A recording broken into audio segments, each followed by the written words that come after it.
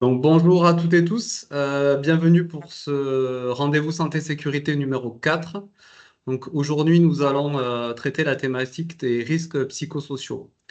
Donc voilà, TME, PME, vous voulez agir en prévention des RPS, on en discute. Donc je suis Vincent Garneau, je suis coordinateur régional à la CCI et de région Occitanie. Et je suis aujourd'hui accompagné de l'équipe développement durable RSE de la CCI de l'Aude pour co-animer ce webinaire. Donc, ces rendez-vous santé-sécurité s'inscrivent dans le cadre d'un partenariat entre la CCI Occitanie et la DRETS Occitanie. Le but étant de promouvoir les outils qui sont développés dans le cadre du PRST Occitanie. Donc, en parlant de PRST, il vous sera présenté au tout début de notre intervention. Et juste après, donc, du coup, on a plusieurs séquences à vous proposer aujourd'hui. Donc, sur le temps que nous allons partager ensemble, donc, au tout début, on vous présentera en fait un projet qui est en cours. Donc, ça s'appelle la mallette prévention RPS. Ensuite, on fera un petit rappel focus sur voilà, ben, en fait, les RPS dans l'entreprise, ben, de quoi on parle. On mettra un petit film aussi pour voir ben, en fait, les facteurs de risque et les effets qu'ils ont sur la santé humaine. Ensuite, on vous proposera donc des pistes de solutions pour agir. Vous verrez également les enjeux que cela représente dans l'entreprise. On vous présentera une démarche du coup de prévention RPS. Et puis enfin, on vous donnera l'ensemble des contacts utiles pour vous épauler dans votre démarche. Donc, chaque partie, en fait, après chaque séquence, vous aurez des sondages, comme on a l'habitude de faire. Donc là, on en mettra après chaque partie. Le but étant de vous faire réagir et voir si vous avez, comment vous avez apprécié la séquence et voir vos réactions vis-à-vis de ce qu'on peut vous proposer. Voilà, comme habituellement, donc, vous pourrez poser vos questions et on y reviendra en fin de webinaire. Donc, n'hésitez pas pour cela à utiliser l'espace conversation. Écrivez vos questions au fil de l'eau et nous, on les reposera aux experts en fin de webinaire. Écoutez, il me reste plus qu'à vous souhaiter un bon webinaire et je cède tout de suite la parole au docteur Nathalie Bernal-Thomas qui va vous présenter le PRST Occitanie.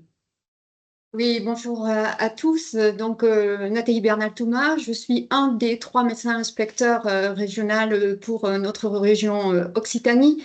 Donc, je pense que c'était effectivement important de vous présenter qu'est-ce que c'était que le plan régional santé-travail.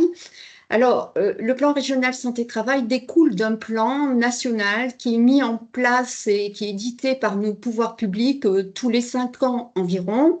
Ce plan national fixe les axes stratégiques de travail en matière de prévention santé et sécurité au travail et il est décliné au niveau de chaque région en France au sein des DRETS en partenariat avec tous les acteurs de prévention en santé au travail. Alors, ce qu'il faut comprendre pour ce PRST 4, c'est que euh, le choix des actions qui ont été définies, c'est vraiment de se ranger au plus près des toutes petites entreprises et des moyennes entreprises en choisissant d'être complètement opérationnel. C'est dans ce cadre qu'intervient notre travail aujourd'hui.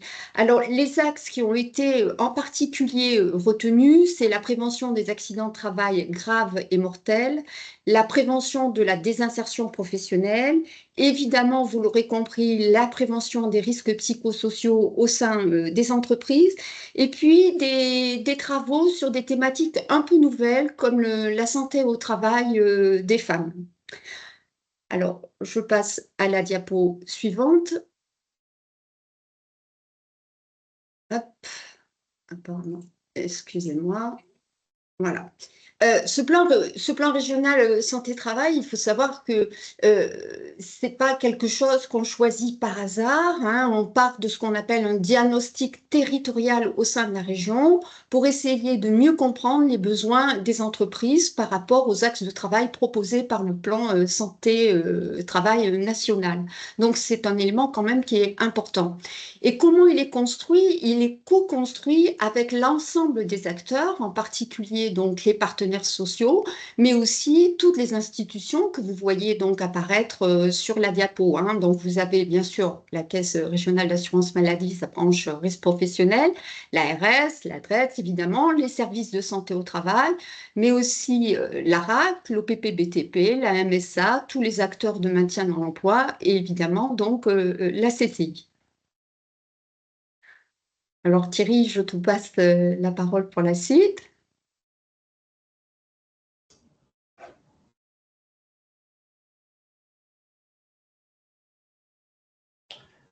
Merci, bonjour à toutes et à tous. Est-ce que vous m'entendez bien? Je suppose que oui. Donc, je suis Thierry Prader, chargé de mission à la RAC Occitanie, et je copilote avec la CARSAT le groupe des risques psychosociaux du PRST4. Alors, peut-être pour commencer, alors je suis ravi d'être avec vous cet après-midi. Et pour commencer, peut-être quelques mots, ce groupe RPS, qu'est-ce qu'il fait, quel est son rôle, quelles sont ses missions. Alors, les objectifs du PRST, vous l'avez entendu, hein, c'est fédérer tous les acteurs du monde du travail sur les questions de santé au travail. Alors, dans le groupe RPS, nous n'avons pas complètement cette prétention, mais nous composons toutefois une équipe pluridisciplinaire, puisque nous retrouvons les CARSAT, la DREETS, les services de prévention et de santé au travail, des organisations patronales et syndicales de salariés, et bien sûr la RACT, et la RACT que je représente ici. Alors, les objectifs des actions du groupe, outre les actions spécifiques de chacun des organismes, c'est d'outiller d'une manière très pratique les entreprises en matière de prévention des risques psychosociaux. Et pour cela, nous mettons en œuvre différents modes d'action et nous sommes en train de concevoir un outil qu'on va vous présenter ici aujourd'hui, hein, un outil très opérationnel et qu'on va aussi commencer à tester avec vous aujourd'hui, c'est la mallette de prévention des risques psychosociaux. Alors, de quoi s'agit-il? Quelle est cette mallette? Quels sont les objectifs? À quoi elle va servir? Alors d'abord… Thierry, juste, excuse-moi, mais il faut que tu avances, ou que tu reprennes le contrôle, parce que là, ça ne fonctionne pas.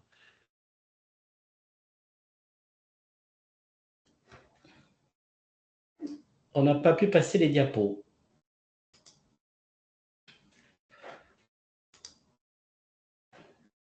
C'est bon. Là, c'est bon, excusez-moi, hein. Donc, voilà, la diapo précédente que je voulais passer, c'était celle-là, que vous n'avez certainement pas vue, j'en suis vraiment désolé. Donc, je reprends, il y a toujours des petits problèmes techniques.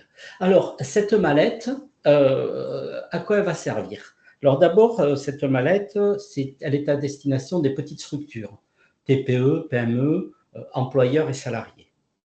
Ensuite, les objectifs, c'est de donner un outil pour faciliter la mise en œuvre de démarches de prévention des risques psychosociaux avec des enjeux. Bon, bien sûr, on va parler de chiffres clés hein, en matière de conséquences sur la santé des risques psychosociaux, mais les enjeux sont aussi autour de la fidélisation des salariés, de la performance globale des entreprises, de l'image, de l'attractivité. Et nous tenions à mettre l'accent sur des enjeux, j'ai envie de dire, plutôt positifs. Alors, ce projet est en cours, hein, et nous allons commencer à le tester avec vous aujourd'hui. Les différentes étapes et les échéances. D'abord, on est en train de concevoir les contenus de cette mallette. Et nous allons vous en présenter quelques-uns aujourd'hui. Ensuite, on va essayer de recueillir votre avis sur ce projet, encore une fois, provisoire et en cours. La digitalisation va démarrer dès le mois de septembre. Des expérimentations en entreprise auront lieu dès le mois d'octobre. Et puis, une mise à jour suite au retour d'expérience aura lieu pour un transfert de l'outil et sa mise à disposition début 2025.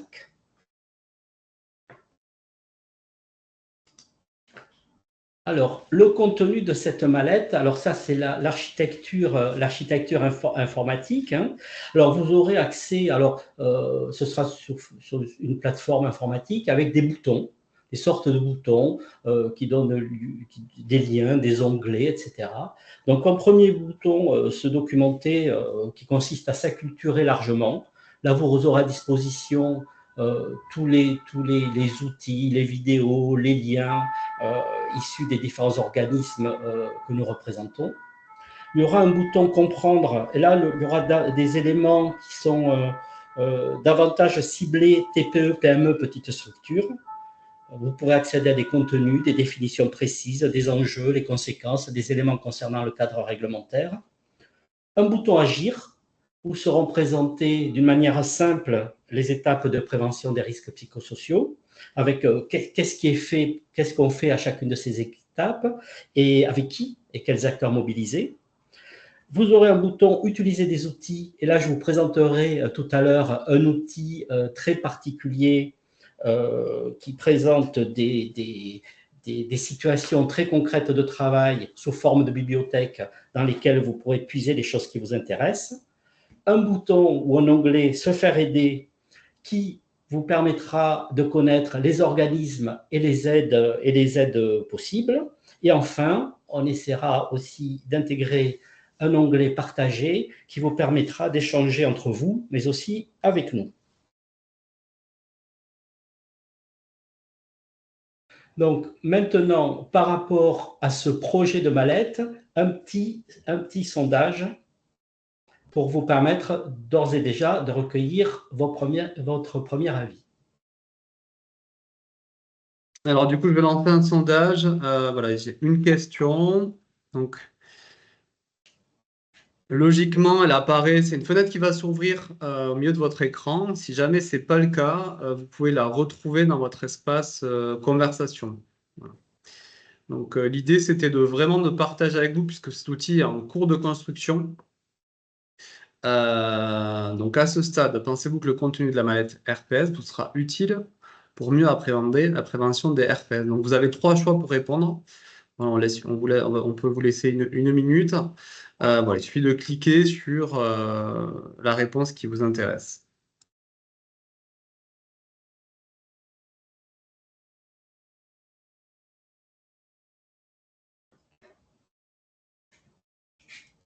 Alors Thierry, est-ce que tu vois bien les résultats s'afficher de ton côté? Oui, oui, Vincent, je vois Oui. très bien les résultats, qui sont en fait très encourageants et nous motivent pour aller plus loin et finaliser au mieux cette mallette, puisque nous avons 80% de oui, 18% en partie. Donc, je comprends pourquoi, parce qu'il va falloir aller plus loin pour voir ce qu'il y a à l'intérieur de la mallette, et c'est l'objectif des présentations suivantes, et 0 non. Voilà, donc je ne ferai pas d'autres commentaires, mais c'est plutôt encourageant pour nous. Et je vous remercie pour vos réponses. Allez, merci pour vos résultats du coup. Je vous propose de passer à la partie suivante.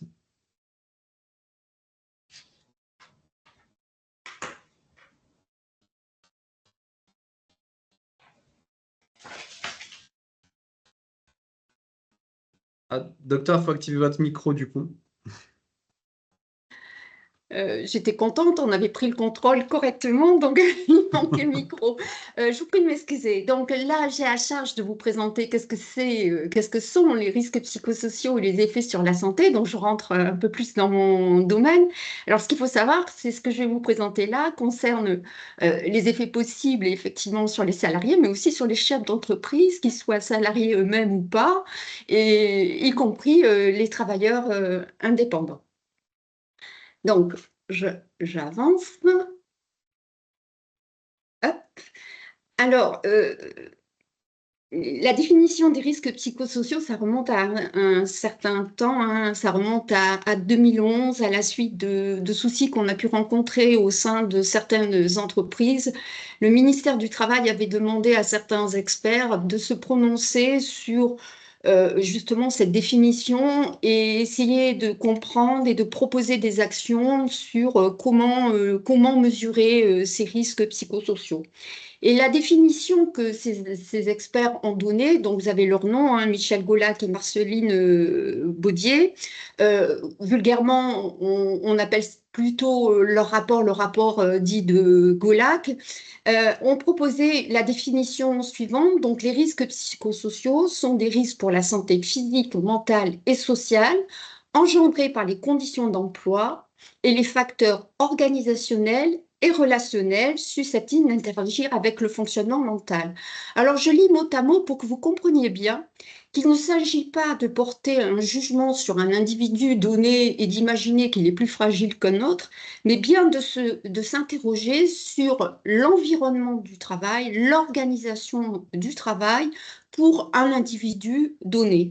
Et le raisonnement est clé à ce moment-là si on comprend déjà bien la définition. Alors, l'INRS, bien sûr, nous a beaucoup aidé à comprendre ce que c'était les risques psychosociaux et on va voir que ces risques sont encadrés par trois thématiques en particulier, donc thématiques qui peuvent être associées à tout moment de l'existence professionnelle d'un salarié. C'est le stress au travail. Alors, qu'est-ce qu'on appelle le stress? C'est à un moment donné un déséquilibre entre ce que le salarié va ressentir pour effectuer ses activités professionnelles et les ressources dont il dispose. Autour de ce stress va se surajouter ou pas ce qu'on appelle des violences externes. Et comme exemple, eh bien, c'est tous les métiers qui sont en contact avec le public, avec les risques d'agression, alors agression physique, mais aussi agression verbale, des insultes, des menaces, ou alors aussi des violences internes qui sont par contre des violences à l'intérieur de l'entreprise qui découlent soit de relations interpersonnelles qui sont défectueuses, mais aussi ça peut être un harcèlement moral et sexuel. Donc, du coup, qu'est-ce qui va se passer sur la santé du salarié? Et là, au jour d'aujourd'hui, avec toutes les enquêtes qu'on a, on est clair sur les effets, les impacts sur la santé. Donc, l'apparition de maladies cardiovasculaires, on y reviendra, l'apparition de troubles musculo-squelettiques, des éléments, enfin des altérations donc d'ordre psychologique, voire psychiatrique, telles que dépression, anxiété, mais aussi l'épuisement professionnel qu'on appelle plutôt le burn-out, mais il faut savoir que le burn-out existe aussi, et puis dans des cas extrêmement graves, des risques donc de suicide. Alors, on vous a préparé un petit film pour essayer de comprendre l'impact du stress sur l'organisme. Vous allez voir, c'est très intéressant et je suis bien certaine que certains d'entre vous vont s'y retrouver au moins pour le stress ponctuel. Je lance.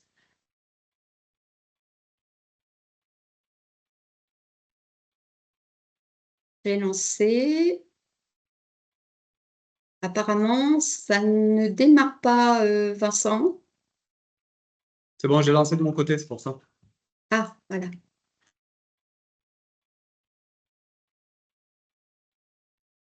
Ça démarre toujours pas. Et pour nous, ça marche, Nathalie. Ah, pour vous, ça marche, donc vous me direz quand c'est terminé.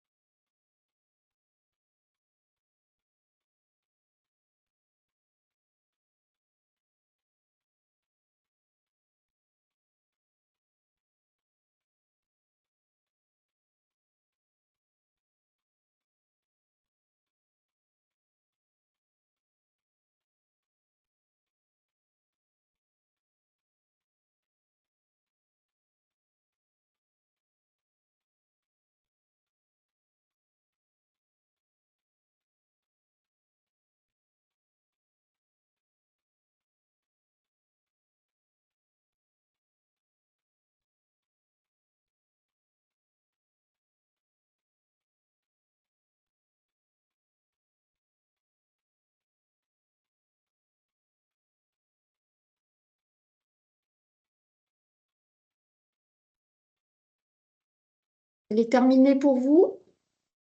Pas encore.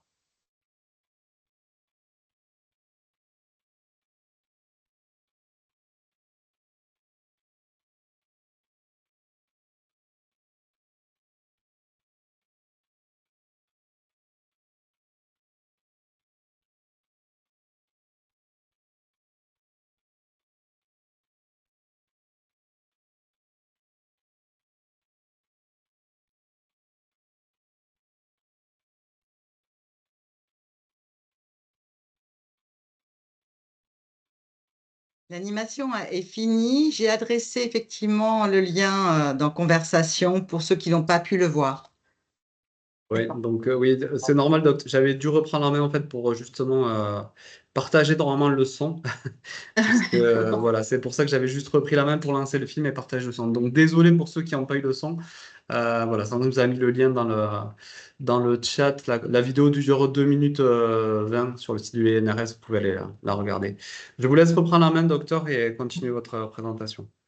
Oui, alors, si on dit risques psychosociaux, c'est comme pour tous les risques, il existe des facteurs de risque. Et donc, Michel Golac, le rapport Golac a beaucoup travaillé en fait sur ces facteurs de risque et on a pu isoler 6 familles de facteurs de risque psychosociaux.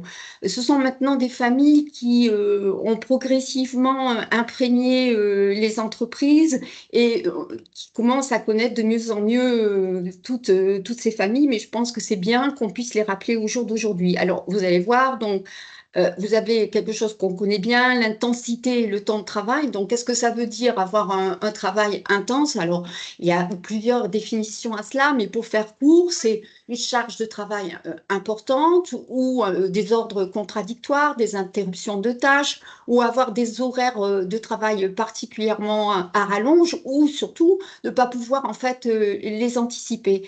J'ai essayé de récupérer en fait des pourcentages d'exposition pour essayer de vous dire combien il y a de gens qui peuvent être exposés. Et dans les enquêtes qui sont les plus connues, hein, qui sont issues de la direction de l'animation, de la recherche et des études statistiques du ministère du Travail, il faut savoir qu'à peu près 45% des gens sont concernés par l'intensité et le temps de travail. À côté de ce premier facteur de risque, vous avez les exigences émotionnelles. Alors, pour bien comprendre ce que c'est les exigences émotionnelles, je pense qu'il faut prendre l'exemple des professionnels de santé. C'est très facile à comprendre. Pour soigner quelqu'un, il faut qu'on puisse faire abstraction en fait de nous-mêmes, de notre charge émotionnelle pour pouvoir soigner quelqu'un, hein, même si on est face à la mort ou à une souffrance du patient particulièrement intense. Il ne s'agit pas pour nous d'être affecté pour perturber en fait les soins qu'on peut donner, hein. Donc, effectivement, cette notion d'exigence émotionnelle est beaucoup retrouvée dans les milieux de la santé et on considère environ 27% de la population qui serait exposée à ces exigences émotionnelles. Quelque chose qu'on retrouve aussi assez aisément dans les entreprises, le manque d'autonomie. Alors, qu'est-ce que ça veut dire le manque d'autonomie? C'est-à-dire que vous avez en fait une tâche professionnelle à réaliser et en fait en face, vous avez peu de marge de manœuvre, soit parce qu'on vous impose la façon dont vous allez devoir en fait effectuer votre tâche, ou soit parce qu'on ne vous permet pas de développer votre compétence, ou alors simplement on va vous demander de réaliser votre tâche, mais dans un temps imparti. Et là, on parle de manque d'autonomie. Au jour d'aujourd'hui, le manque d'autonomie, c'est être à peu près, c'est évalué à peu près à 20-25%, mais les études sont assez disparates sur les chiffres qu'ils proposent. Donc, je serai assez réservée. Pour les rapports sociaux dégradés au travail, alors ça, c'est facilement compréhensible aussi. Ça peut être en fait de mauvais rapports avec la hiérarchie ou simplement avec les collègues. Et là, on sait que ça peut être pourvoyeur d'un stress d'abord aigu puis chronique pour le salarié. Enfin, sur la 5e famille de risques, on a affaire aux conflits de valeurs. Les conflits de valeurs, c'est-à-dire qu'à un moment donné, on n'est plus en accord avec notre activité professionnelle. Alors, moi, je me souviens d'un salarié qui avait été obligé de quitter son poste de travail parce qu'il était responsable qualité et il savait que les pièces que l'entreprise produisait n'étaient pas en fait de qualité. Il n'arrivait plus en fait à signer les attestations de qualité. C'est ça être en conflit de valeurs. Au jour d'aujourd'hui, ça touche environ 27% des salariés. Et ensuite, la dernière famille, c'est l'insécurité de sa situation de travail, soit parce que l'entreprise va avoir des réorganisations fréquentes pour s'adapter aux besoins économiques et le salarié va craindre pour son emploi à terme et donc ça va le mettre dans une situation d'insécurité qui va le gêner en fait dans l'exécution de ses tâches au quotidien. Donc ce qu'il faut comprendre, c'est qu'il ne s'agit pas d'aborder ces risques psychosociaux en utilisant les facteurs de risque psychosociaux pris de façon individuelle. On comprend qu'il y a une multi-exposition des facteurs de risque qui peuvent être liés soit à l'activité elle-même, soit à l'organisation dans laquelle le salarié va évoluer. Et c'est ça qu'il faut bien comprendre, hein, la notion de multi-exposition. Alors, je passe à la diapo suivante.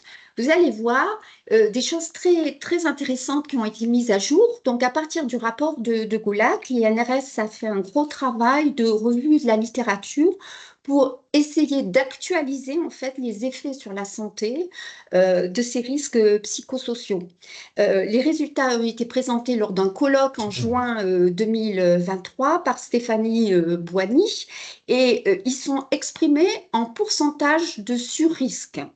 Alors, lorsque vous voyez apparaître des résultats en violet, c'est que vraiment ce sur-X, il est acquis, il est démontré de façon importante et il n'est pas du tout remis en question. Et lorsque c'est en orange, le rapport en fait entre le sur-risque et l'effet sur la santé est un peu plus modéré. Il mérite peut-être des études complémentaires à terme.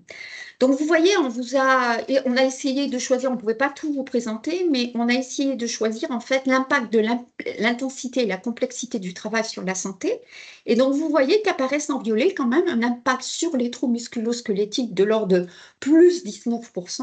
Hein, vous voyez qu'après, ça a été décliné en fonction des régions du squelette, mais surtout aussi des impacts psychologiques, hein, avec consommation de psychotropes, plus 16%, troubles du sommeil, plus 48%, burn-out quand même, plus 153%, et des idées suicidaires dans plus 35% des cas, mais de façon une relation un peu moins nette. Hein. Donc, aussi un impact sur la survenue d'accidents de travail quand même de 47 à 163%, ce qui n'est pas négligeable. Si on prend effectivement le temps de travail et ses effets donc, sur la santé, vous voyez que des temps de travail prolongés supérieurs à 50 heures par semaine va avoir un impact sur la survenue d'accidents vasculaires cérébraux de l'ordre de plus de 35%, de maladies coronariennes plus 12%, surpoids, obésité plus 17%, troubles dépressifs 14% et troubles du sommeil plus 28%. Vous voyez que les troubles du sommeil apparaissent plutôt en orange dans ce cas de figure-là. Alors moi, j'ai choisi surtout aussi de vous présenter quand même des nouveautés. Excusez-moi. Excusez-nous, on se permet. Donc, on a une question de Valérie, mais peut-être à préciser qui nous indique pour le 4, donc on était, je pense, sur la diapo d'avant. Quel est le Oui, pourcentage, s'il vous plaît? La le question. pourcentage sur quel sur le temps. Les rapports sociaux, travail dégradé, exactement. Alors, sur les rapports sociaux, on ne vous les a pas mis là parce qu'on vous a expliqué qu'on ne pouvait pas tout vous présenter, mais je peux vous les faire passer. On a choisi plutôt de vous présenter en fait les trois slides qui nous paraissaient être accessibles et peut-être dans le sens de l'accessibilité la plus souvent rencontrée en fait, hein, la situation la plus souvent rencontrée. Mais je pourrais vous la faire passer, il n'y a aucun problème, je vous enverrai le lien. Vincent. Nathalie, je pense que c'est plutôt le pourcentage de salariés concernés par ce facteur de risque, en fait. Comme tu as donné alors, pour les autres facteurs, mais pas celui-là, oui, le 4. le Tout à fait. 4, alors, c'est sur cette Hmm. diapo-là. Hein. Alors, les rapports sociaux dégradés au travail, je vais vous dire si j'avais quelque chose. Oui, 30%. 30% selon une étude en 2016. 30% des gens déclarent avoir fait l'objet de comportements hostiles au cours des 12 derniers mois.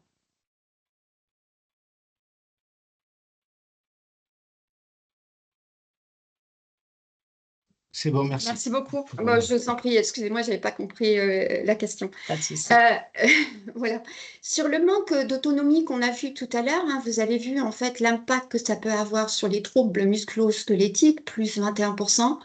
Ce que je trouvais aussi très intéressant, c'est le risque donc, de maladie coronarienne, plus de 50%.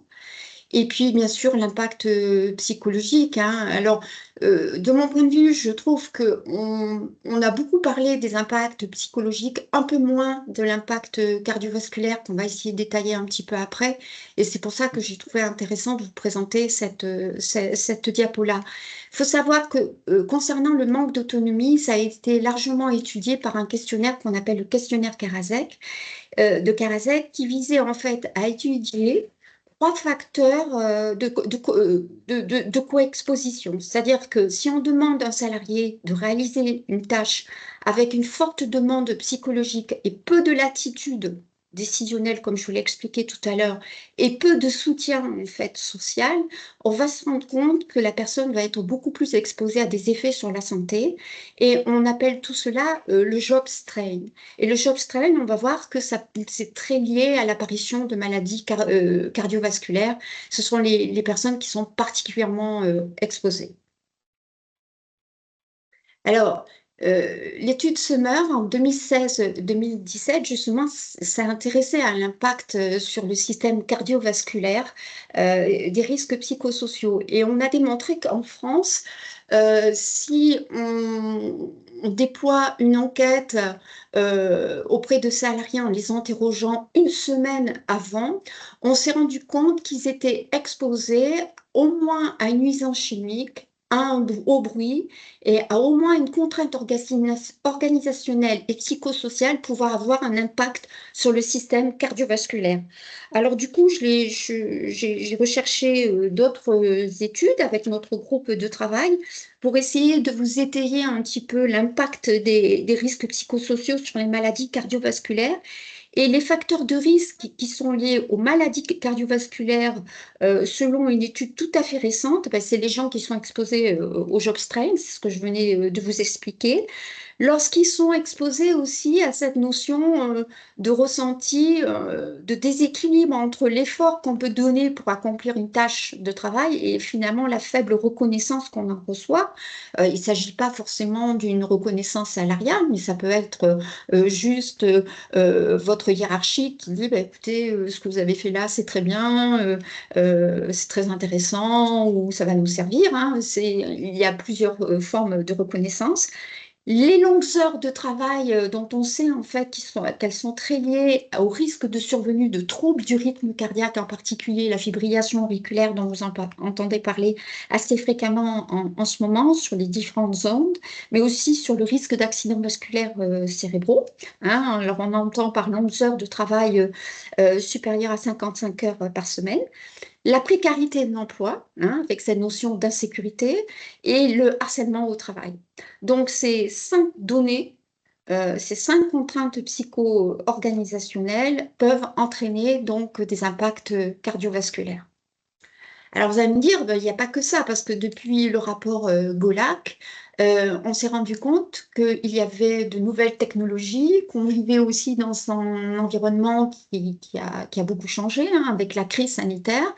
Et on a pu, par des études multiples, montrer que ces nouveaux environnements, ces nouvelles techniques d'information et nouvelles techniques de travail pouvaient avoir un impact sur notre santé.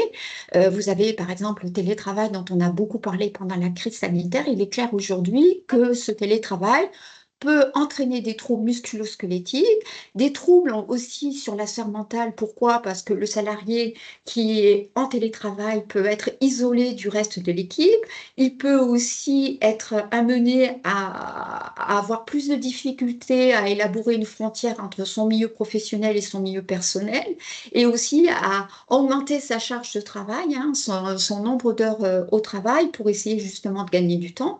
Et puis surtout, il peut être exposé à de de multiples addictions, hein. Ça peut aller de l'addiction alimentaire parce que le chocolat est beaucoup plus accessible, mais ça peut être aussi l'alcool, hein, ou d'autres drogues qui deviennent un peu plus accessibles. Vous avez dans la même rubrique le stress numérique, hein. On est tous inondés de mails toute la journée, et donc ce stress numérique va demander une certaine vigilance, hein, même une hyper-vigilance, puisque on va être branché sur nos emails en permanence avec cette notion de devoir répondre le plus rapidement possible. Et on peut se poser la question pourquoi? C'est-à-dire que si on ne répond pas dans la minute, est-ce qu'on a ce sentiment de culpabilité de ne pas avoir répondu en temps et en heure? Et ça va nous entraîner une certaine distraction parce qu'on va les voir apparaître là tout en bas de notre écran, tout en haut, selon qu'on a paramétré ou pas cette option. Et ça va nous perturber et ça va entraîner en fait une certaine tension au sein de notre travail. Alors c'est pareil, hein, l'environnement climatique, on parle de chaleur, on parle aussi d'environnement, j'allais dire biologique, qui change et qui va entraîner une certaine tension dans notre mode de vie au travail, parce qu'on ne va pas travailler de la même façon. Il en est de même pour les différents contrats de travail, hein. Plus on a des contrats de travail précaires, plus on est en risque d'insécurité. Il en est de même aussi pour les conflits intergénérationnels, puisqu'on va, avec les différentes politiques en cours, être amené à travailler beaucoup plus longtemps. Et on va avoir dans les entreprises des juxtapositions générationnelles qui peuvent être source en fait d'incompréhension entre les uns et les autres, parce que bien, on n'a pas connu les mêmes époques, on n'a pas la même façon de travailler, et donc ça peut entraîner un questionnement. Voilà ce que moi je voulais vous dire en un temps court sur les effets sur la santé. Alors, j'aimerais bien savoir ce que vous aviez, ce que vous avez retenu le plus. Alors, Vincent, est-ce qu'on peut lancer notre enquête? Voilà, donc il y a deux questions pour ce sondage. Tout d'abord, est-ce que vous avez découvert un nouveau facteur de risque qui n'était pas connu par vous à ce jour, sur ceux qui vous ont été présentés? Voilà, donc c'est très simple, oui ou non. Et donc, la deuxième question, c'est plutôt un champ libre, en fait. Donc, vous pouvez voilà, mettre un ou deux mots de ce qui vous a le plus marqué sur la définition des RPS. Qu'est-ce que vous avez retenu? Voilà, comme tout à l'heure, on vous laisse une minute pour répondre. Oui, et vous Et pouvez on commentera cliquer sur ensuite le résultat. Viewpoll, hein, qui est dans Conversation, si vous ne le voyez pas apparaître spontanément. Et vous avez les deux questions auxquelles vous pouvez répondre. 1 et 2.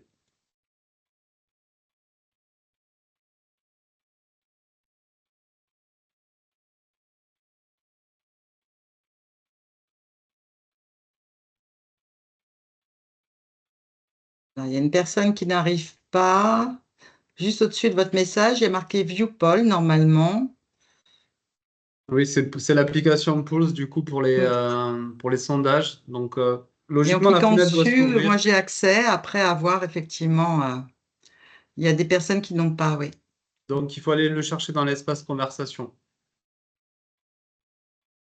Voilà. Ou alors, c'est que peut-être vous n'étiez pas forcément inscrit au webinaire et dans ce cas-là, il y a peut-être un conflit d'intérêt avec votre adresse mail, mais logiquement, ça fonctionne. Et ça ne fonctionne pas pour tous, ouais. Le robot est désactivé. À voir si tu as des réponses, Vincent. Oui, oui, non, non, ça fonctionne pour le reste, hein. Bon. Moi, je vois 14 réponses, mais je n'ai pas accès à oui ou non. Alors, Vincent, peut-être que tu vas me dire ce que tu vois. Ouais, donc logiquement, les résultats sont partagés. Ouais, je vois qu'il y a pas mal de messages. Bon, on est désolé. Je ne sais pas pourquoi. Alors, est-ce que ça a fonctionné sur le premier? C'est ça qui me paraît bizarre. Donc, j'ai bien 13 réponses, moi. Donc, il y avait 33% des personnes qui, en effet, ont découvert un nouveau facteur de risque non connu pour eux. Et ensuite, du coup, sur les nuages de mots,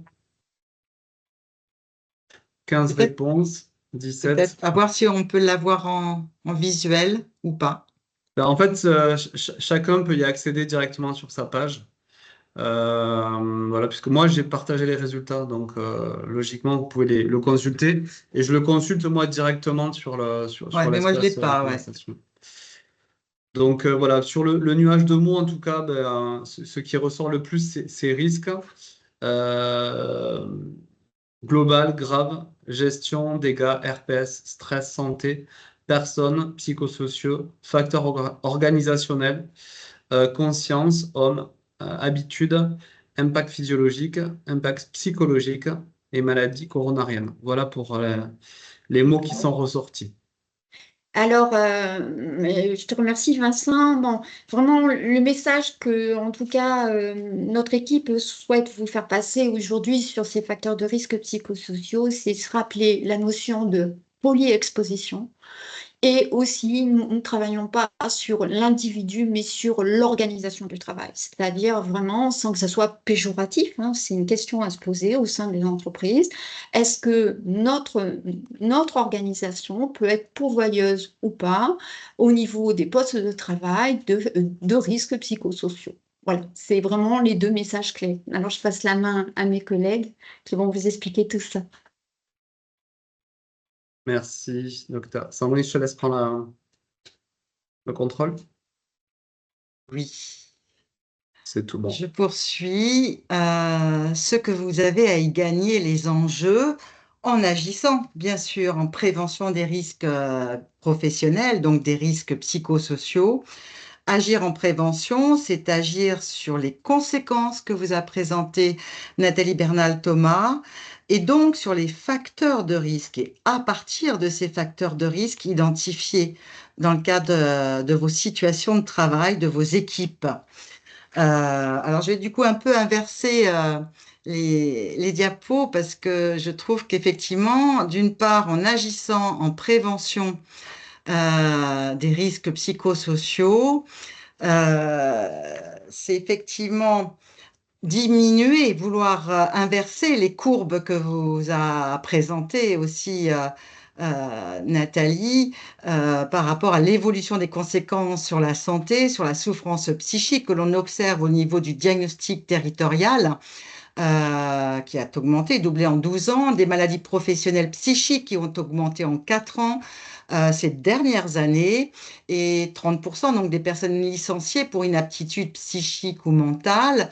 Donc agir en prévention des risques psychosociaux, c'est vouloir inverser ces courbes. C'est également vouloir diminuer les coûts et les pertes qui, d'une certaine façon, ne servent pas à l'entreprise et ne servent pas aux salariés et ni à la France, hein, en tout cas à l'Occitanie. C'est effectivement là ce que l'on observe par rapport aux conséquences sur la santé. Autre point, hein, vouloir agir en prévention des risques psychosociaux, c'est réduire en tout cas les conséquences sur la santé. Pour reprendre là aussi les dernières statistiques, hein, les troubles mentaux et du comportement sont la deuxième cause d'inaptitude dans le travail, dans l'entreprise. C'est un quart des affections longue durée qui sont psychiatriques. Alors, il n'y a pas que le travail, mais en tout cas, c'est la première affection longue durée.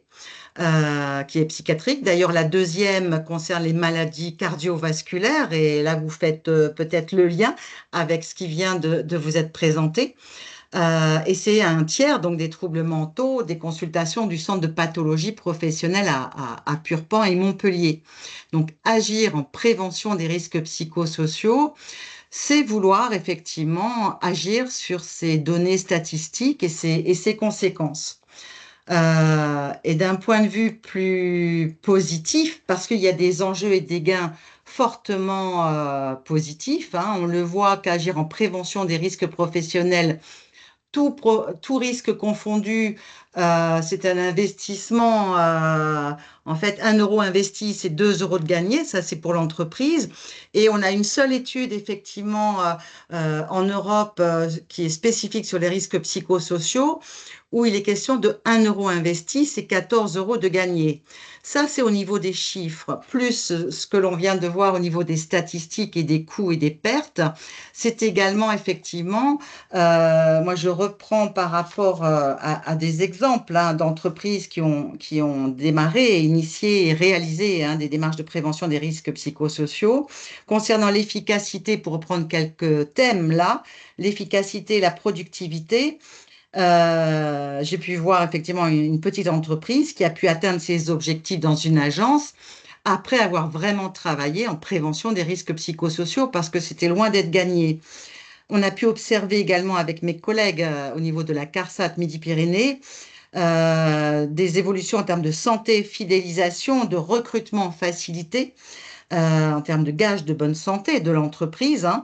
On a pu observer effectivement des différences entre structures, entre entreprises qui ont mis en place cette prévention des risques psychosociaux.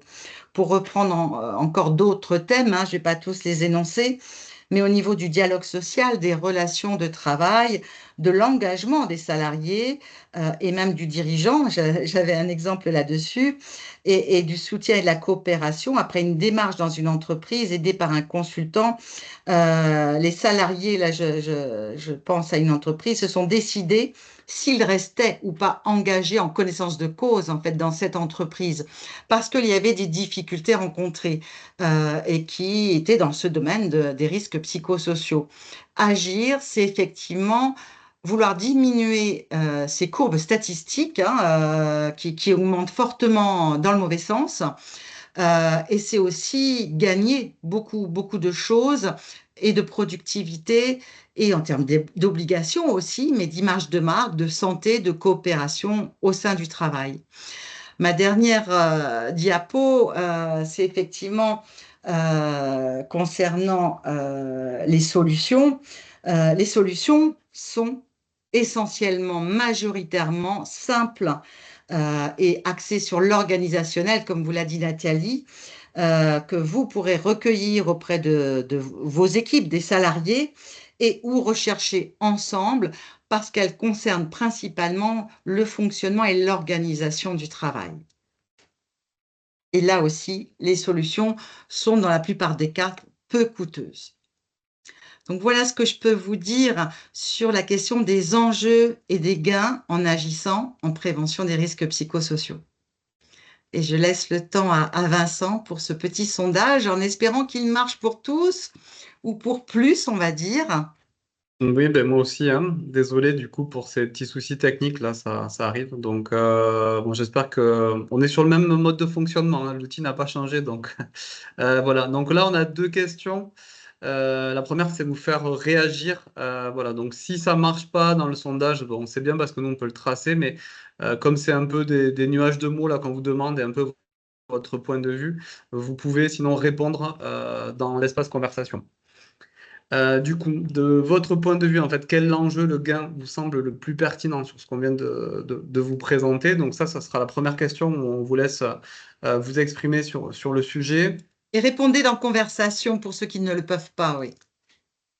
Et en suivant, donc, croyez-vous vraiment aux enjeux, aux apports d'une démarche en prévention de RPS? Donc, là, vous testez sur, voilà, un petit peu ces démarches qui vous sera, du coup, on vous le présentera un peu derrière, mais déjà, c'est avoir votre relation, votre état d'esprit vis-à-vis de ça. Donc, oui, non ou en partie.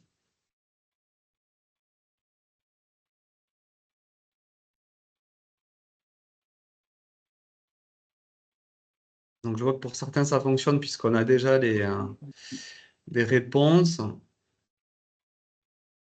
Est-ce que, du coup, Sandrine, tu vois le partage de ton côté? Alors, je vois les questions, mais pas le résultat. Donc, n'hésitez pas à mettre dans conversation oui, non ou en partie pour croyez-vous aux enjeux, aux apports d'une démarche de prévention des risques psychosociaux. Mettez oui, non ou en partie. Et l'autre question, et on essaiera de récupérer effectivement vos réponses dans conversation pour les ajouter et de l'utiliser effectivement dans le compte rendu qu'on mettra normalement, on verra pour vous le mettre à disposition. Et répondez par un mot, de votre point de vue, quel enjeu, gain vous semble plus pertinent. Et là, il s'agit d'un mot que vous avez à l'esprit. Qu'est-ce que votre entreprise peut y gagner? N'hésitez pas à mettre un mot qui vous vient à l'esprit.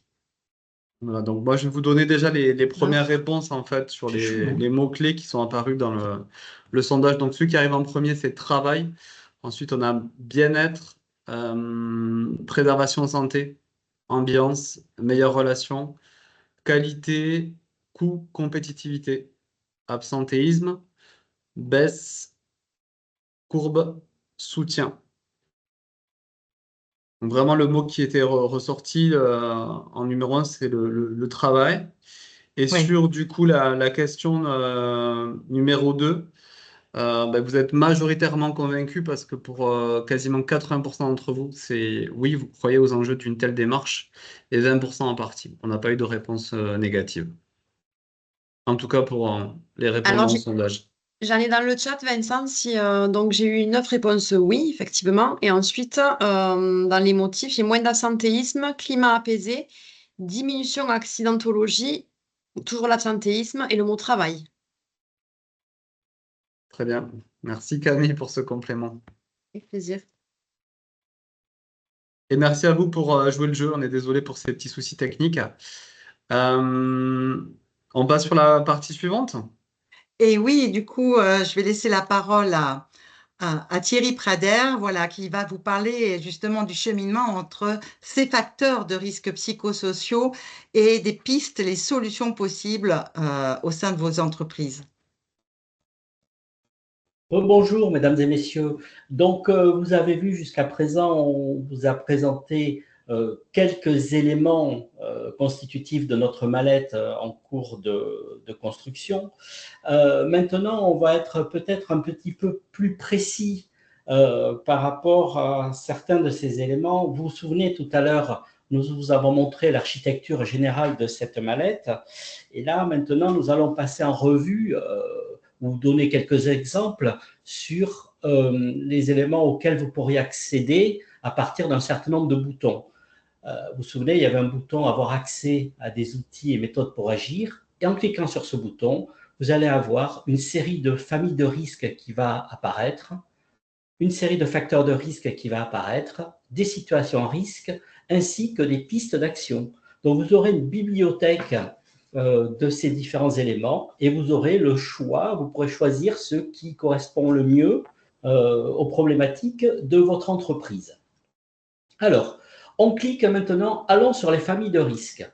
Alors, c'est fortement inspiré de nos travaux, de nos expériences, mais aussi, bien évidemment, des travaux de Gola qui ont été présentés par le docteur Bernard Thomas tout à l'heure. Mais nous avons identifié environ, je crois qu'il y en a 9 exactement, 9 grandes familles de risques dans lesquelles on retrouve habituellement des tensions dans le monde du travail et qui, ces tensions, si elles ne sont pas régulées, par l'organisation, elles peuvent générer des risques psychosociaux. Donc, bien évidemment, vous les trouverez toutes dans la mallette, mais là, on va faire comme si on cliquait, par exemple, sur simplement le bouton « Charge de travail ». Lorsque l'on clique sur le bouton « Charge de travail », on arrive à ce qu'on a appelé une bibliothèque de facteurs de risque. Alors, on a cette bibliothèque de facteurs de risque. Hein. Alors là, vous avez des exemples sous les yeux. Et cette liste, cet inventaire, hein, c'est à vous de voir auquel dans votre entreprise est confrontée, et voire même aussi, vous pouvez les répertorier de nouveau dans le cadre d'une démarche participative avec votre équipe. Donc, à titre d'exemple, là, voilà, on en a mis quelques-uns. Hein. Une définition des postes qui n'est pas adaptée. Il y a souvent des problématiques autour des fiches de poste, des difficultés de répartition du travail lors d'absence. Voilà, beaucoup d'entreprises sont confrontées à la gestion des absences de dernier moment. Comment répartir la charge de travail avec les personnes de l'équipe, ce qui peut créer voilà, des tensions, un sentiment d'iniquité, etc., etc., puis des surcharges de travail pour certains, l'imprévisibilité des plannings, les sursollicitations numériques, on en a parlé, les difficultés à clôturer les tâches. Donc là, voilà, à titre d'exemple, voilà ce que vous pouvez avoir. Ensuite, sur la question de la charge de travail, vous avez un autre bouton. Vous avez un autre bouton où vous pouvez accéder à ce qu'on appelle une bibliothèque de situations à risque. Alors là, vous allez avoir à peu près une quinzaine d'exemples. Là, on n'en a cité que 2. Ce sont des exemples très, très concrets en lien avec le travail réel, hein, l'activité réelle. Et ces situations, elles sont décortiquées de la manière suivante. Il y a un intitulé, les conséquences possibles sur l'activité, la performance, la santé, les causes, à quoi elle est due, les ressources, c'est-à-dire comment on y fait face. Quelquefois, il n'y en a pas. Et c'est là justement que ça devient un petit peu dangereux. Et qui c'est qui est plutôt concerné? Donc là, on a deux exemples plutôt classiques, hein, mais là, encore une fois, vous en aurez une vingtaine. Et ce sera là aussi à vous de voir celles qui correspondent à vos problématiques. Et vous pouvez aussi les compléter, les reformuler et voire même à l'identifier de nouvelles avec votre équipe, vos salariés ou les représentants de vos salariés. Donc, c'est un outil de travail dans lequel vous allez puiser ce qui peut vous intéresser avec des choses entre guillemets toutes prêtes à reformuler et des choses nouvelles aussi à découvrir et peut-être beaucoup plus adaptées à vos problématiques. Alors, dans cette mallette, on va encore aller un petit peu plus loin puisque vous allez aussi avoir ce qu'on appelle, par rapport là, c'est encore l'exemple sur la charge de travail, ce qu'on appelait une bibliothèque de pistes d'action. Alors, les pistes d'action, il y en a à peu près une vingtaine environ par famille de risques identifiés. Et là aussi, elles sont adaptées à la situation de votre entreprise et vous pouvez aussi en identifier de nouvelles. Et tout cela, encore une fois, dans le cadre d'une démarche participative avec vos salariés ou les représentants de vos, de vos salariés. Donc, c'est un outil où il y a des éléments à prendre, mais qui n'exclut pas, bien évidemment, toute la démarche participative dont on va vous parler, Sandrine va vous parler tout à l'heure. Par exemple, là, les pistes d'action, les propositions d'action, elles sont classées par sous-objectifs, prévenir et générer l'absentéisme, avertir des retards, privilégier le remplacement d'un absent par un embauché, positionner les intérimaires sur les postes les moins difficiles. Donc, ce sera à vous à puiser les propositions de piste de réflexion d'action qui vous conviendraient le mieux. Excusez-moi, j'ai une petite question au niveau du chat. Faut-il mettre ces risques dans le document unique, même si ce n'est qu'à terme? Alors, ce qui est certain, Madame Charlotte Langstone, quand vous vous lancez dans cette démarche, vous êtes vraiment dans une démarche de prévention primaire des risques psychosociaux et elle alimentera bien évidemment votre document unique. Sachant que l'enjeu de ce genre de démarche, ce n'est pas simplement de répondre aux obligations réglementaires, bien évidemment elles sont très très importantes, mais de bien mettre en place au sein de votre structure une véritable démarche de prévention primaire des risques psychosociaux en recherchant les causes organisationnelles, etc. Et c'est vraiment le sens et les objectifs de cette mallette que nous sommes en train de concevoir. Si ce n'est que là, vous aurez des choses un petit peu toutes prêtes, mais à confronter à vos propres problématiques. Après, je ne sais pas ce que signifie à court terme, si votre entreprise doit s'arrêter dans quelques mois ou… Je comprends une partie de votre question.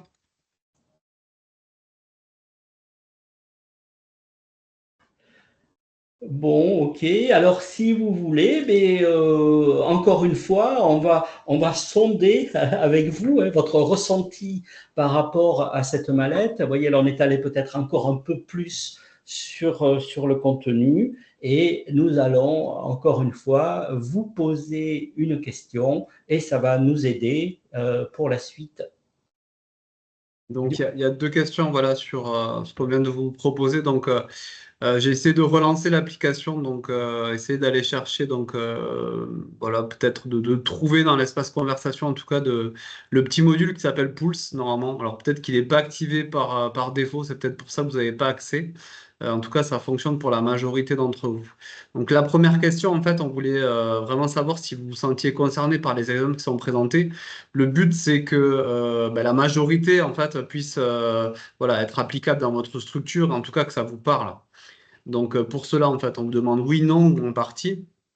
L'idée étant de pouvoir réadapter à peu près les questions ou les thématiques qui seront présentes dans la mallette. Et en question numéro 2, en fait, c'était vis-à-vis du cheminement qui vous a été présenté. Voilà, il y a une bibliothèque générale et par facteur de risque, ensuite, on va vous proposer des solutions. Donc, est-ce que ça, c'est parlant pour vous et ça vous semble clair? Donc là, 3 choix, oui, non ou à améliorer. Sachant que les cheminements proposés seront bien évidemment conçus et revus par nous, mais aussi avec des experts de la digitalisation et de l'ergonomie pour qu'on puisse circuler au mieux dans cette plateforme.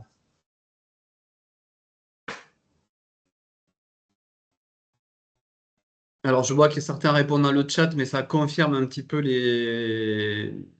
voilà, les tendances, puisque sur la première question, en tout cas sur l'application des résultats, on est à 80% sur oui et 20% sur en partie. Et sur la question du coup numéro 2, à 90%, en fait, les personnes trouvent que le cheminement est clair et 10% à améliorer.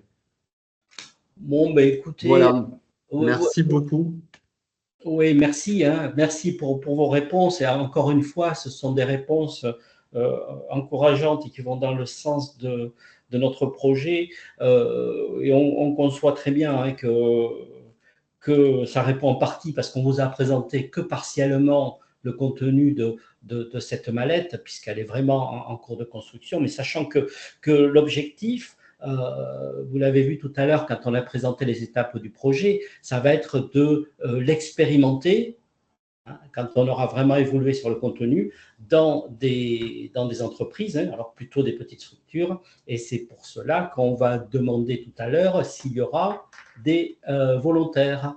Donc maintenant, je laisse la parole à mes collègues Sandrine et Didi qui vont me présenter un petit peu quelles sont, on a parlé d'implication des acteurs, quelles sont les étapes de la démarche. D'accord. Donc, bonjour tout le monde. Je suis Lydie Françoise. Je fais partie du PRST 4 dans le groupe et je suis psychologue du travail dans un service de prévention médecine du travail sur Montpellier qui s'appelle En Santé. Donc, on vous a parlé beaucoup d'outils de cette mallette, voilà, qui me semble, moi, très, très intéressant pour vous aider. Mais ceci dit, il faut vraiment rentrer dans une démarche de prévention pour utiliser tous ces outils. Il y a quand même des process, des incontournables à connaître, en tout cas. Hein. Et déjà, en préambule, vous l'avez compris, la démarche de prévention, ça va servir déjà, dans un premier temps, à connaître et anticiper des situations à risque. Hein. C'est vraiment, on parie sur l'avenir, on anticipe en tout cas. C'est aussi être armé pour faire face à des situations auxquelles on n'aurait pas été préparé. Hein. C'est toujours avoir un coup d'avance. C'est aussi choisir les meilleures stratégies possibles, justement, pour anticiper des situations à risque. C'est aussi permettre de garder un bon climat social dans l'entreprise, hein, parce que plus on va agir en prévention primaire, plus on va éviter de voir des situations se dégrader. Donc, la démarche de prévention des RPS est vraiment quelque chose de vraiment important. Et puis, Sandrine l'a aussi expliqué tout à l'heure, ce qu'on dit souvent, c'est qu'investir sur la santé de ses collaborateurs, eh ben, c'est rentable pour une entreprise. Hein, on va vraiment aussi améliorer la performance, la qualité, enfin voilà, beaucoup de choses qui font que la démarche va être intéressante. Donc, plus on va être armé pour faire face, mieux les situations à risque seront anticipées et on arrivera à les passer. Donc, les choses incontournables hein, pour qu'une démarche puisse marcher. Alors, voilà, je compte sur ma collègue pour les diapos. Hein, merci Sandrine. Donc, en fait, il y a ce préambule, c'est qu'il faut vraiment l'engagement du chef d'entreprise. On ne peut pas laisser reposer une démarche d'évaluation des risques uniquement sur les représentants du personnel ou sur les salariés. C'est vraiment l'affaire de tous, hein, une démarche de prévention. Donc, on a besoin du chef d'entreprise, on a besoin de la participation des salariés et des élus, hein, du CSE s'il y en a. Mais quand on parle participation des salariés aussi, ce qui est intéressant, c'est d'identifier ce que j'appelle moi des salariés clés, c'est-à-dire qui seront représentatifs de l'échantillon de l'entreprise. Donc, on prend des représentants métiers en quelque sorte, hein, c'est intéressant. Et quand je dis on prend, j'aurais peut-être dû commencer par ça aussi, c'est que on essaye de faire un groupe projet pour avancer sur cette démarche-là. C'est vraiment important de ne pas rester seul et de mettre plusieurs acteurs incontournables de l'entreprise dans ce groupe projet qui vont pouvoir avancer pas à pas dans toute cette démarche. Hein. Donc, quand on aborde cette démarche, ce qu'il faut aussi se dire, c'est que c'est une démarche qui est centrée sur le travail et les situations de travail. Vous l'avez bien compris, on est sur le niveau organisationnel. On ne va pas aller chercher sur la psychologie des personnes ou autre. On va vraiment se centrer sur l'organisation du travail. Ça, c'est quelque chose qui est vraiment, voilà, c'est l'incontournable en tout cas, hein. Sur les essentiels aussi, alors je ne sais pas, Sandrine, tu peux compléter hein, si je passe des éléments. Mais ce qu'il faut savoir aussi, c'est que quand on entame cette démarche de prévention des risques, bah, il faut que le climat soit propice, hein, voilà, il ne faut pas chercher des responsabilités, mais il faut aussi savoir se préparer. On va le voir après, il y a un petit schéma, mais il y a des choses incontournables. Il faut du temps pour engager cette démarche-là, hein. Il faut que ça s'inscrive dans une temporalité, c'est important. Si on se dit, allez, on se revoit dans 2 mois, mais si on ne l'a pas notifié dans un calendrier, ça ne va pas se faire. Donc, il faut vraiment avoir cette temporalité, l'engagement de tous, hein, tous les participants, hein. Alors, j'ai cité certains acteurs, mais il y a aussi, nous, en médecine du travail, on peut aussi venir accompagner les entreprises, être personnes ressources, hein, comme d'autres acteurs, comme la CARSAT, comme la DRETS. Enfin, voilà, il y a des acteurs externes qui peuvent venir vous aider, des consultants externes aussi, hein, mais voilà, l'idée, c'est de vraiment faire un groupe projet, d'avancer et de se dire que, voilà, il faut être aussi humble dans ce type de démarche, mais l'idée, c'est vraiment de pouvoir identifier ces risques psychosociaux à travers les outils proposés dans cette mallette. Et l'idée, c'est de pouvoir derrière mettre en place des choses, mais on l'a vu, on le reverra après, c'est vraiment d'intégrer la prévention des risques psychosociaux dans votre organisation. Ça, c'est vraiment important. Et puis, c'est pas une seule fois, ça va être une démarche en continu, hein, c'est tout le temps, hein, quand on commence, voilà, il faut toujours, toujours évaluer ce qu'on a fait, toujours continuer, toujours regarder, peut-être revenir un petit peu en arrière pour mieux recommencer. Donc voilà, ça c'est vraiment les incontournables. Alors sur le schéma qui va suivre, on reprend les différentes étapes. Voilà. Alors les différentes étapes, hein, quand on dit se préparer, bah, c'est un petit peu ce que j'expliquais, c'est-à-dire que on va essayer d'identifier les acteurs clés de cette démarche, hein, qui va pouvoir participer. On va aussi se préparer au niveau du temps, hein, se dire que voilà, il faut cette temporalité. On va aussi commencer à rechercher des indicateurs, hein, qui nous font dire que ça va être intéressant de partir là-dessus. Et puis aussi savoir qu'est-ce qu'on cherche aussi quand on va faire cette démarche d'évaluation des risques. Alors, le docteur Bernard Thomas, tout à l'heure, vous a expliqué et vous a montré les facteurs de risque, hein, de Golac. Donc, bah, la démarche va s'appuyer sur tous ces facteurs. On va aller chercher dans tous ces facteurs de risque, qu'est-ce qui va toucher l'organisation du travail. Donc, ensuite, quand on parle d'évaluer, il va bien falloir aller rechercher, hein. Donc, rechercher un petit peu. Alors, moi, j'aime bien quand je vais en entreprise, dire on recherche aussi tout ce qui va bien en entreprise. On va pas rechercher que ce qui va mal, hein. Donc, il y a aussi cette photographie de tout ce qui va bien, ça c'est important. Mais on va aussi justement aller à travers certains outils, rechercher ce qui fonctionne bien et puis ce qui peut être justement en passe d'amélioration. Donc, on va s'organiser là-dessus, on va chercher les outils. L'idée étant d'avoir un recueil de données vraiment conséquent qu'on puisse justement analyser, prioriser pour voir un petit peu quelles actions sur lesquelles on va devoir s'attacher. Donc ensuite, quand on a ce recueil de données, quand on a priorisé les actions qui nous semblent les plus pertinentes, hein, on va essayer de commencer pas à pas, on va effectivement, le groupe projet va rechercher des solutions pour mettre en place tout ça. Donc, les solutions, elles sont un petit peu, Thierry en a parlé tout à l'heure, hein, mais c'est élaborer un plan d'action, des pistes de correction en tout cas, hein. Donc, la mallette devrait vous aider à ce niveau-là, hein. L'idée étant qu'une fois qu'on a trouvé ces pistes d'action, c'est d'essayer de les mettre en œuvre, d'en mesurer l'efficacité, hein. Parfois, on pense que c'est une bonne solution et puis, quelques temps après, on s'aperçoit que c'est pas forcément efficient. Donc, on peut revenir en arrière et remettre en place d'autres solutions. L'idée étant vraiment de regarder si ça marche. Il ne faut pas se dire, allez, on met ça et puis voilà, on passe à autre chose. Non, non. Il faut toujours continuer, regarder, mesurer, évaluer un dispositif. Et c'est comme ça qu'on va vraiment avoir cette culture de prévention des risques psychosociaux. Et puis, on va reboucler la boucle parce que les risques psychosociaux sont un risque à part entière et qui doivent s'inscrire dans le document unique. Donc, ça va venir vraiment alimenter votre document unique. Et ça, régulièrement, voilà, c'est pas une seule fois. Il faut régulièrement voilà, se pencher sur cette démarche, hein. Une fois que vous l'avez faite, c'est très bien, mais derrière, on recommence, on regarde si ça fonctionne et on alimente toujours en permanence ce document unique. Donc, je ne sais pas, Sandrine ou les autres intervenants, si vous voulez compléter un petit peu ce que je raconte. Ah, Sandrine veut parler, mais J'ai Ton mis micro le est son, coupé. j'ai mis le son. Voilà. Je crois que ce qui est important, Ouais. c'est effectivement d'initier, de démarrer, d'essayer, d'expérimenter. On n'est pas sur l'exhaustivité des situations de travail, mais comme vous l'a dit Lydie, de démarrer pas à pas, d'analyser une situation de travail ou un métier ou un service dans votre entreprise et pour réfléchir à une, deux, trois solutions, les mettre en œuvre et voir que finalement, les situations de travail s'améliorent. Et sinon, comme vous l'a dit Lydie, de corriger effectivement et trouver d'autres solutions. On met dans cette mallette effectivement des pistes d'action. Le but, c'est que vous puissiez voilà, y réfléchir, vous appuyer dessus, que ça vous donne d'autres idées.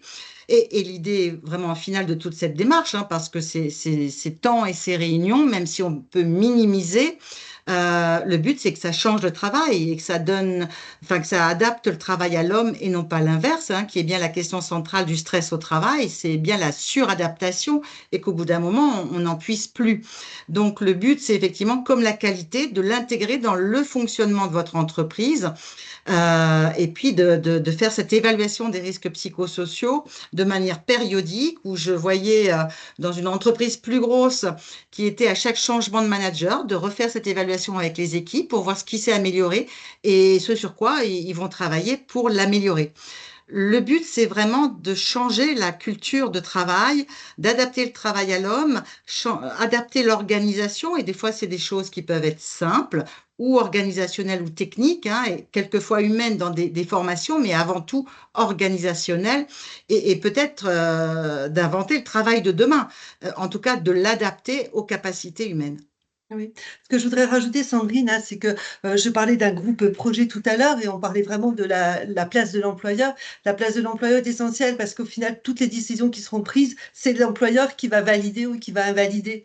Donc voilà, au niveau des moyens, il faut vraiment que la direction soit vraiment associée à ce type de démarche parce que voilà, si on demande à des salariés, à des collaborateurs de travailler dessus, mais que derrière, rien ne se passe, ça va être plus délétère qu'autre chose. Donc quand on s'engage, voilà, il faut aussi que voilà, il faut avancer aussi dans la démarche et essayer de mettre en place en tout cas des actions. Alors peut-être pas toutes, hein, et pas toutes en même temps en tout cas, mais voilà, c'est important que la direction soit là parce que c'est elle qui validera les actions qui seront mises en place. Nathalie voulait ajouter quelque chose?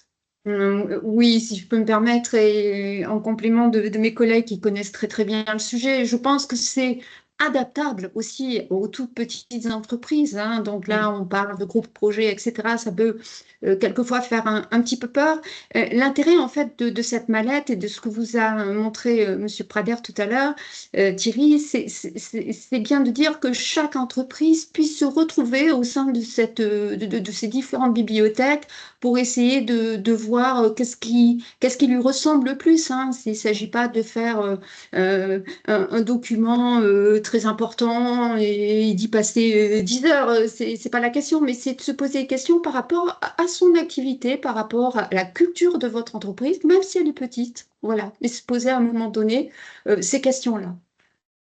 Oui, L'idée, c'est de trouver la marge de manœuvre, voilà, pour la mettre en œuvre. Et moi, ce que j'ai pu voir par expérience, c'est effectivement, c'est adaptable et nous nous adaptons dans ce cadre-là. Je voulais également donner un exemple. Ça concerne également les dirigeants d'entreprise. Nous avons initié avec la CARSAT Languedoc-Roussillon, en fait, une démarche de prévention qui s'adresse à l'évaluation des risques psychosociaux des équipes dirigeantes des services infirmiers à domicile. On le démarre, mais en tout cas, le premier retour qu'on a pu avoir, c'est que ça leur donne un temps, voilà, c'est quelques demi-journées, ça leur donne un temps pour penser et réfléchir et travailler et améliorer en termes de prévention des risques psychosociaux pour leur propre poste de dirigeant. Donc, cela concerne tout le monde, effectivement.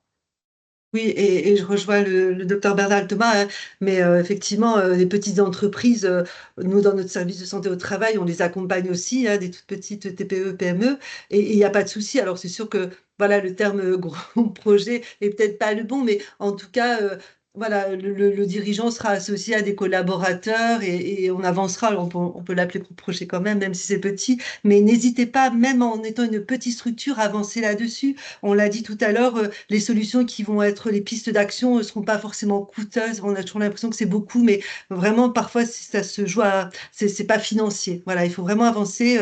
Donc moi, je vous engage vivement à tester, à essayer, et on sera là pour vous accompagner. Voilà, donc je ne sais pas la suite, voilà, c'est le sondage, hein, donc je laisse reprendre la main, c'est Géraud.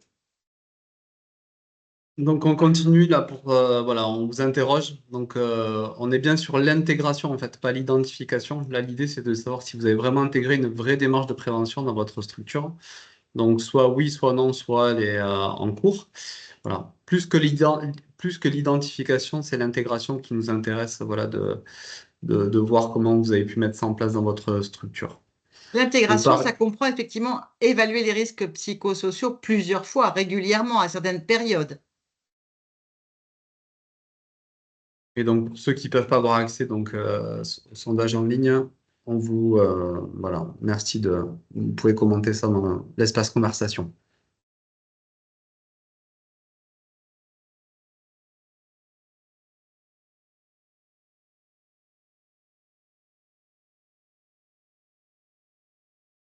Ouais, je vois que les réponses commencent à se stabiliser. Vous pouvez toujours continuer à voter, mais voilà, il y a vraiment une tendance qui se dégage avec environ 70% des gens qui ont intégré la démarche, mais elle est en cours actuellement.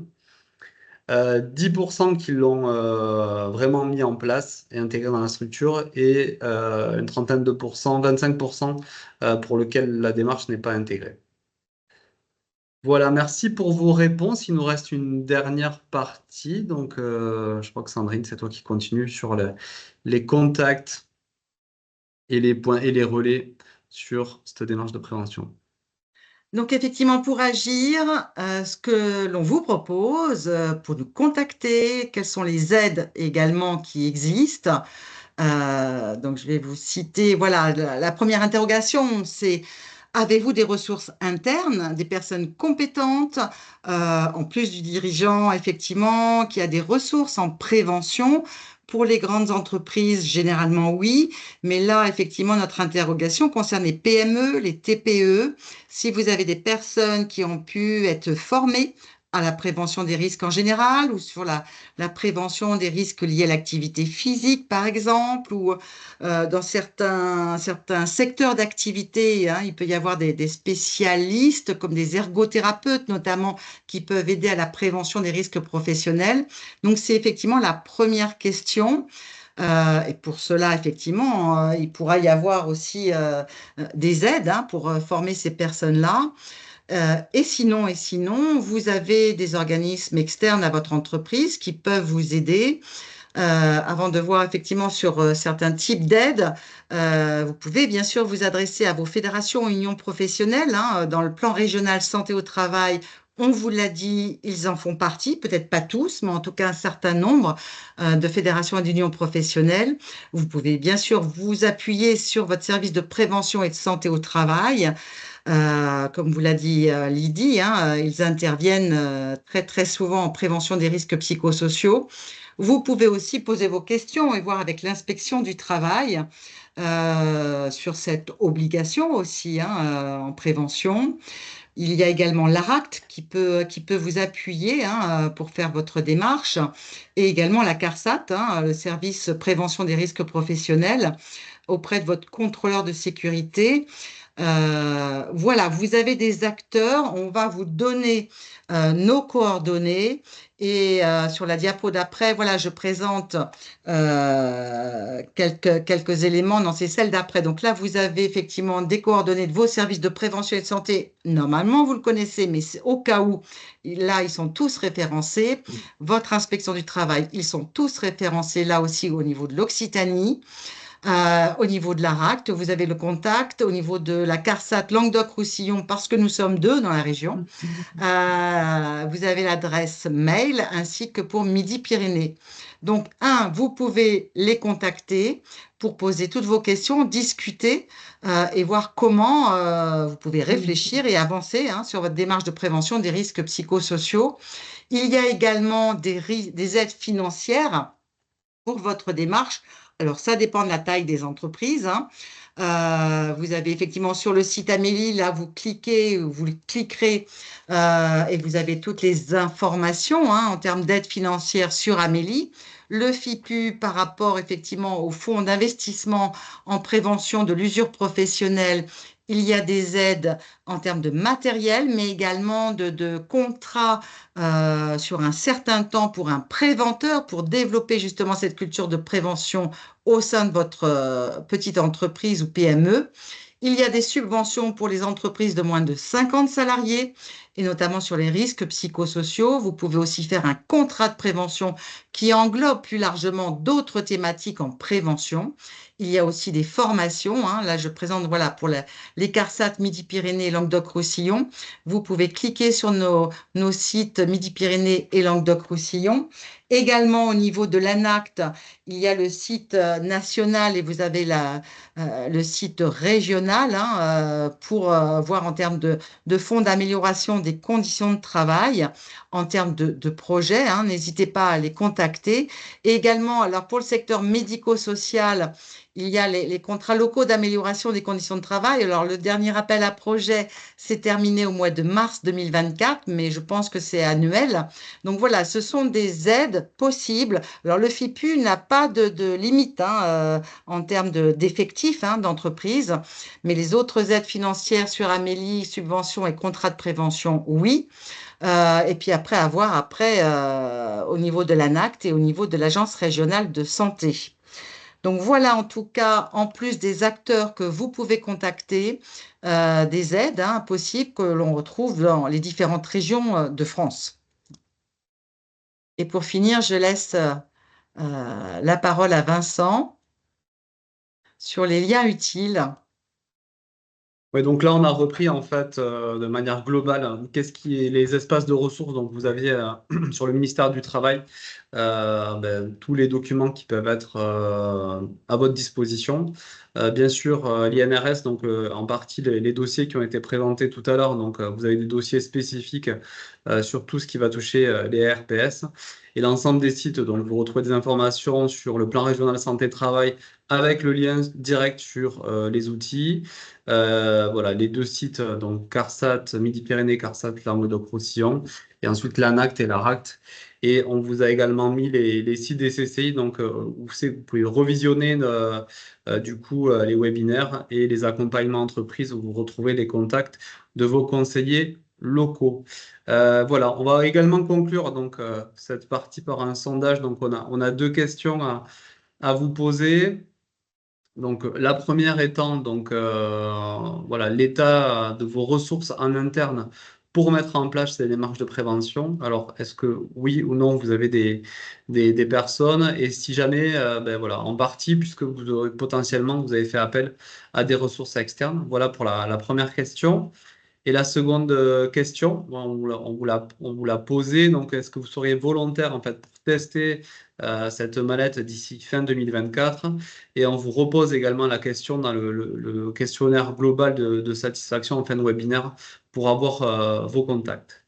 Voilà, donc on vous laisse répondre et voilà, n'hésitez pas à poser vos questions puisque juste voilà, en suivant, il y a le temps d'échange avec les experts qui sont à votre disposition pour des questions qui n'ont peut-être pas été abordées sur ces parties un peu voilà, descendantes. On a un format webinaire, donc on déroule un peu un diaporama et puis après on vous laisse la parole s'il y a des questions pour lesquelles vous n'avez pas eu réponse.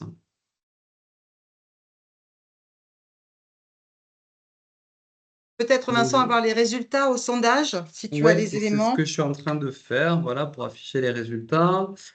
Donc, sur la première question, donc, vous êtes quand même une majorité à avoir utilisé des ressources en interne, quasiment 60%. Pour 15% d'entre vous, donc, vous n'avez pas de ressources, et 30%, vous avez fait appel à des ressources externes. Ça, c'était pour la première question. Et Thierry, on continue sur de bonnes nouvelles puisqu'il y a 53% des participants, répondants en tout cas, qui sont volontaires pour tester la mallette d'ici fin 2024. Voilà. Qui représente combien de personnes? Voilà une bonne nouvelle. Donc, si on fait la proportionnelle, voilà, ça ferait une dizaine de personnes qui sont prêtes à tester. Vous avez des Merci à répondants. vous.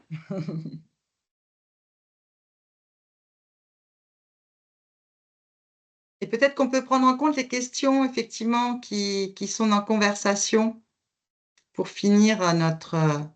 Voilà, donc juste le temps que vous réfléchissez peut-être aux questions que vous souhaitez poser. Donc les rendez-vous santé-sécurité continuent donc, sur le semestre 2. Donc en septembre, on a prévu quelque chose sur la formation et l'emploi des jeunes. Au mois d'octobre, notamment, on va retrouver un triptyque donc, avec les CARSAT qui va tourner autour de l'accidentologie au travail. Voilà, c'est pas présenté là, mais on est en cours de finalisation du programme. Au mois de novembre, en fait, on parlera de la prévention des insertions professionnelles qui fait partie donc des éléments et thématiques fortes de ce plan régional santé au travail 4. Voilà, le lien pour les replays et comme habituellement, donc vous avez les coordonnées des intervenants qui sont intervenus. Si jamais, donc du coup, voilà, c'est Sandrine Koning pour la CARSAT Midi-Pyrénées et Thierry Prader pour la RACT. Vous aurez directement leur mail sur le support. Voilà, n'hésitez pas à les contacter en direct pour le test de la plateforme. Vous signalez à ce niveau-là. Voilà, et j'en arrive maintenant du coup au temps des questions. Donc Camille, je ne sais pas si de ton côté tu as vu des questions arriver dans le chat. Non, il n'y a pas de questions qui sont arrivées. Il y a eu quelques interventions, mais comme c'était au niveau des slides, j'ai préféré les poser de suite. Là, je n'ai pas de questions pour le moment, donc n'hésitez pas.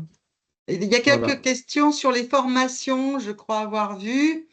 Oui, Je Thierry a crois qu'il faut… répondu, effectivement. Oui, alors pour les TPE, il y en a. Non, Renseignez-vous quand même auprès de vos services de santé. La CARSAT fait un grand nombre de formations en prévention des risques professionnels, y compris des risques psychosociaux à distance notamment. Voyez, voilà, auprès de vos services de santé.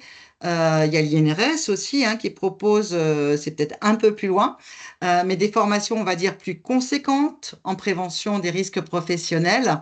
Voilà, en tout cas, n'hésitez pas à nous contacter effectivement pour voir ce qui est le plus adapté pour votre entreprise. et puis il y a des accompagnements aussi. La question ne concernait pas que les formations, mais côté accompagnement, nous avons un mode d'action, un petit format pour accompagner les petites structures gratuitement. Enfin, gratuitement, bon, avec un budget financé par le ministère du Travail.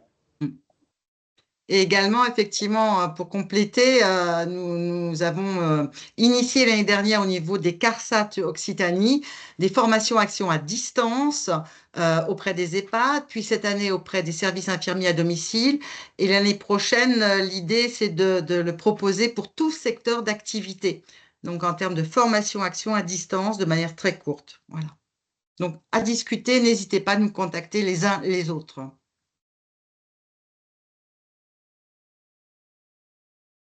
Donc le questionnaire de satisfaction globale habituel du webinaire a été ouvert, donc n'hésitez pas à répondre. Vous pouvez notamment à ce niveau-là aussi vous signaler pour le test de la mallette. Et puis n'hésitez pas à poser vos questions. Voilà, on peut prendre, on est dans le timing, on est bien. Merci aux intervenants qui ont bien respecté le timing. Donc voilà, s'il y a des questions, on les prend volontiers. Sinon, c'est que tout a été très clair. Faites votre évaluation. Voilà, et ils attendent le test maintenant. Je ne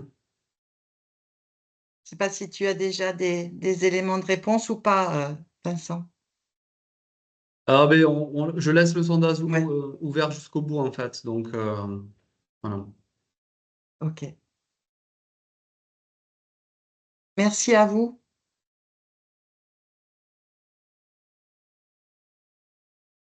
Ah, voilà, les questions arrivent, hein.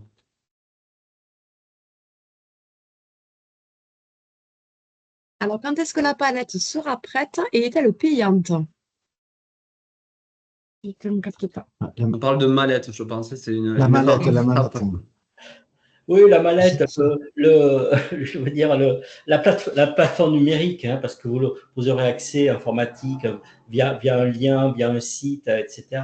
Alors, elle sera prête. Alors, bien sûr, elle sera gratuite, hein, et normalement, elle devrait être prête, sous réserve aussi de l'avis de mes collègues, j'ai envie de dire début 2025. Hein, le temps qu'on l'expérimente un petit peu auprès des structures volontaires, qu'on modifie quelques éléments de contenu et par la suite qu'on redigitalise en intégrant ces éléments pour qu'elles soient le plus adaptées possible à vos besoins. Et du coup, est-ce que vous avez prévu de l'héberger sur le site du plan régional santé-travail ou ça sera un hébergement spécifique? Elle sera hébergée sur le site sur le site de l'ANACT dans un premier temps, mais tous les liens seront transférables sur le site du PRST, sur les sites de nos organismes respectifs. Ça pourra se faire très facilement. Mais voilà, toutes les transformations, toutes les mises à jour, etc., se feront à partir de la plateforme LMS qui sera hébergée par l'ANACT.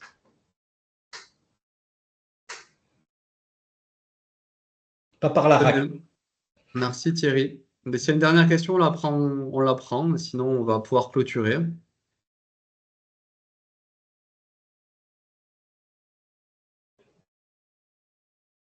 Bon, je vois qu'on est on part sur les remerciements. Donc, écoutez, à mon tour, merci à vous d'être toujours nombreux à nous suivre. Merci aux intervenants qui ont participé pour la construction de ce webinaire. Merci aux CCI qui font le relais et la promotion de ces événements et toutes les personnes qui ont contribué à la réussite de ce webinaire. Je vous souhaite une très bonne fin de journée et voilà, on se retrouve à la rentrée donc du coup pour la suite de nos rendez-vous santé-sécurité. Et ben, pour ceux qui prennent des vacances, je pense que c'est la majorité d'entre vous, alors je ne sais pas si c'est de suite ou un peu en décalé, très bonnes vacances et à bientôt pour les rendez-vous. Merci beaucoup. Merci beaucoup. Au revoir. Merci. Merci.